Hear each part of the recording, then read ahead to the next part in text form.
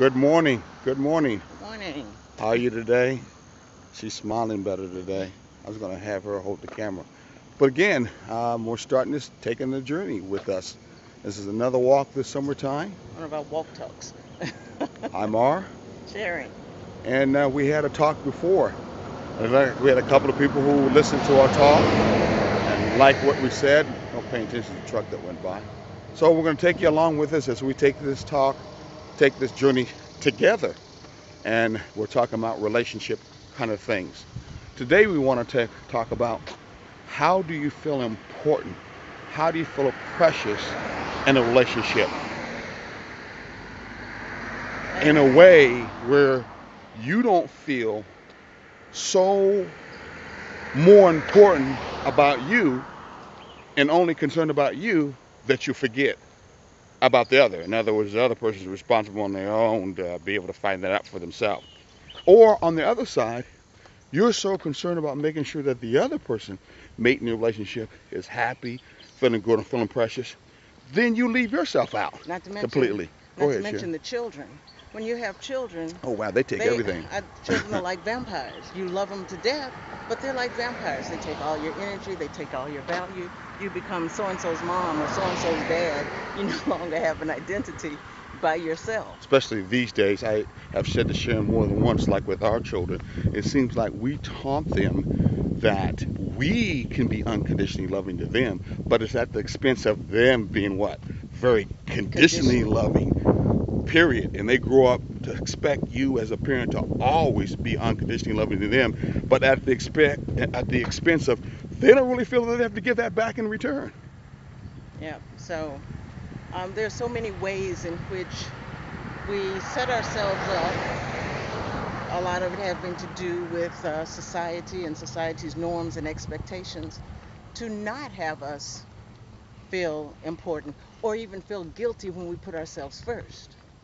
And that was one of the things we were talking about is how certain religions and communities will do that to you as a part of the learning process.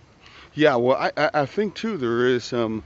I just read on the internet not too long this sister who's a psychologist, a counselor, a metaphysics kind of person, and she strongly pushes the idea that you are the only one responsible for your happiness. So she says intimacy without responsibility, meaning your intimacy of feeling important and precious is your responsibility, and in the other person in your relationship, you are not responsible for them whatsoever to gain that same thing. They're kind of like on your own in a relationship.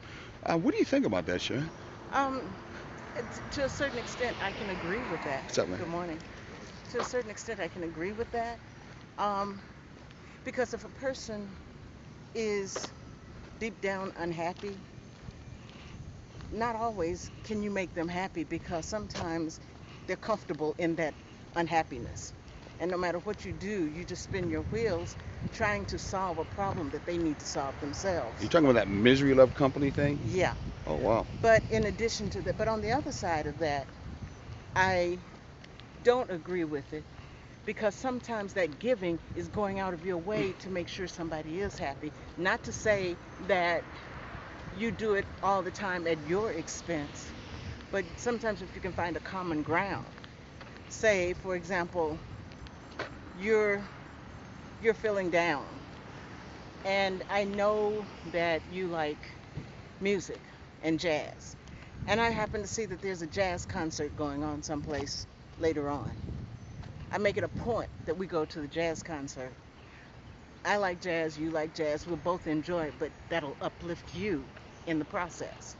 See, I like that what you just said because I think that has a lot to do with giving a great example of balance. I believe very strongly that spirituality is a balance, not just good, bad, devil, or God. I believe that spirituality is finding a balance because we're all not perfect one side or the other anyway. So I think you gave a good example, and that balance really comes out in a relationship to be a compromise.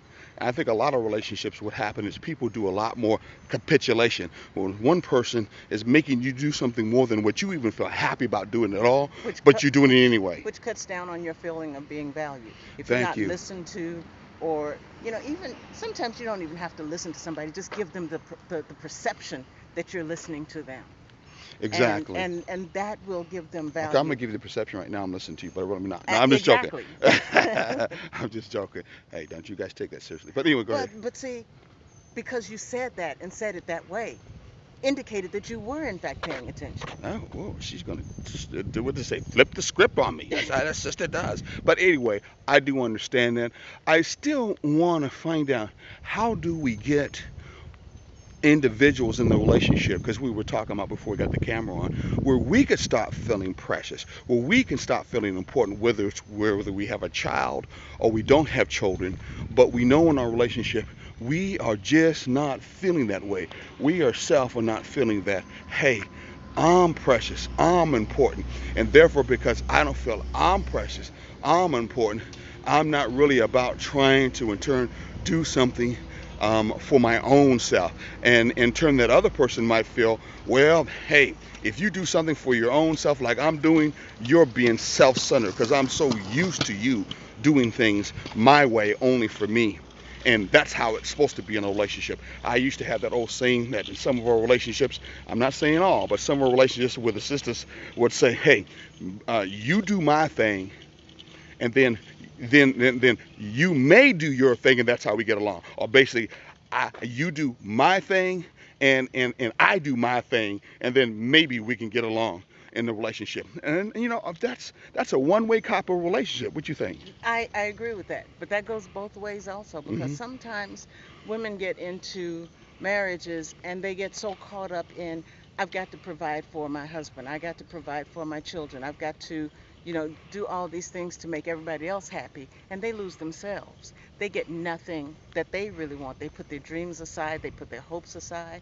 And again, just like you said, not everybody, but sometimes that happens and it becomes a point of becoming bitter. It Hmm. sets up it sets up bitterness, it sets up angst, it sets up anger.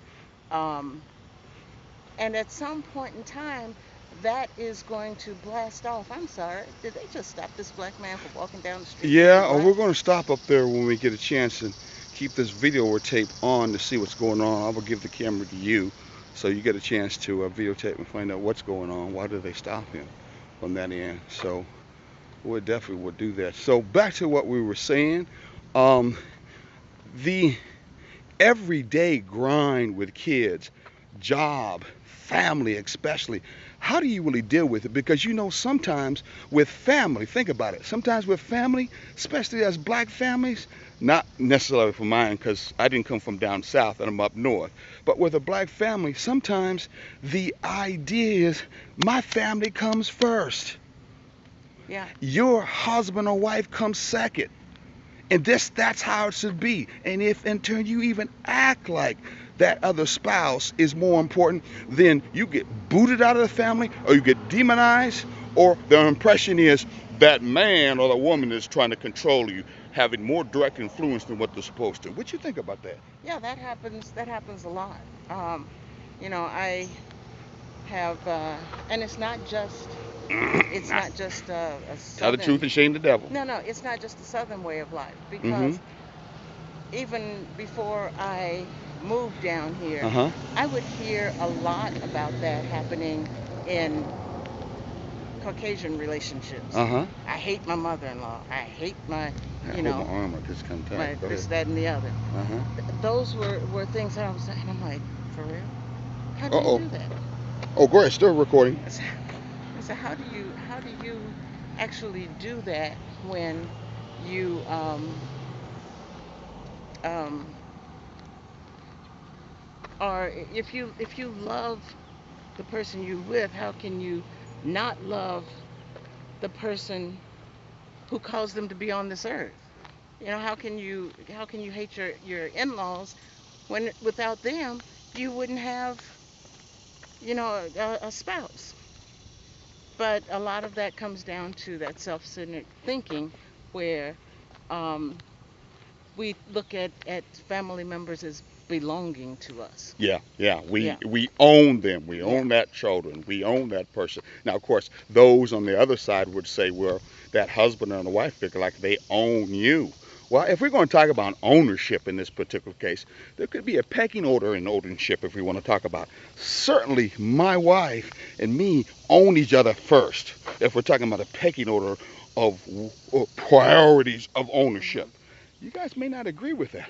But yeah, that's how it is. Why? We spent the investment, the time, the effort, the pain, the cursing, everything you can And think and of and to make this happen.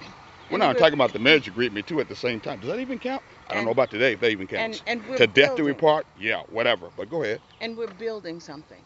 We're building something that is unique to us, something that is desired by us, something that is agreed upon between us.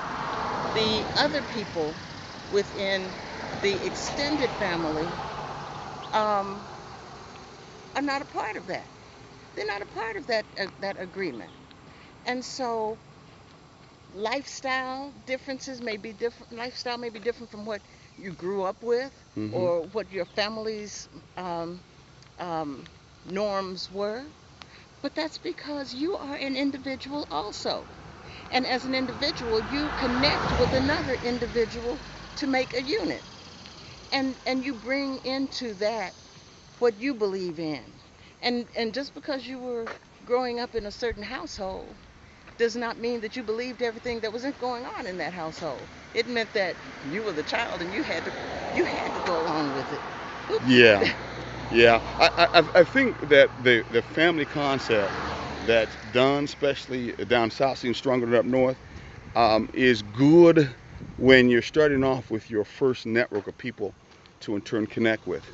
But there's a whole world out there of other folks that are part of the human race that you have a right to interface with, to interconnect with, to love, and make them your family too. Yeah. And it don't necessarily mean that your blood family in turn is always going to be a family to you.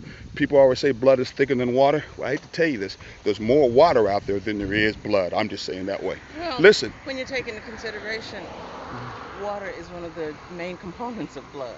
Yeah. So, water is the connecting point in all of us. And so when you take that into consideration or you look at that as a reality, it comes back to what we were talking about in the first place. Is it more about the family connection, or is it more about making the people who you come in contact with happy, even if that means you only make them happy by swallowing your pride and your angst for 15 minutes? Okay, okay, Sharon. Talking about going on. My arm is about killing me. Okay. You're gonna carry the camera next time, Okay, or well, we're gonna you know find what, a selfie, we a need stick, we need to and find and that and, selfie and we don't stick. want to keep on going on anyway. We want Yeah, to make it a certain amount of time. yeah. We're about 13 minutes, so we can Okay, probably make these 15 minutes from now on. yeah. Hey, make sure you say something and like us, or put a post on some questions that you want to ask, or some questions for us. I'll put it back on my website. Excuse me, my Facebook profile, Craig Butts. Of course, on Facebook itself. But until we see you again, don't make sure you take care of yourself. Make sure you think of yourself as being precious. And there's no way are we saying that family is no longer important whatsoever. No. But it's the priority wise, and in turn, families need to understand that at the same time too. Don't you think? I absolutely agree. We Okay. all need to feel important. All right. Till next time. God bless. Ashe. Amen. Take care. All that other good stuff.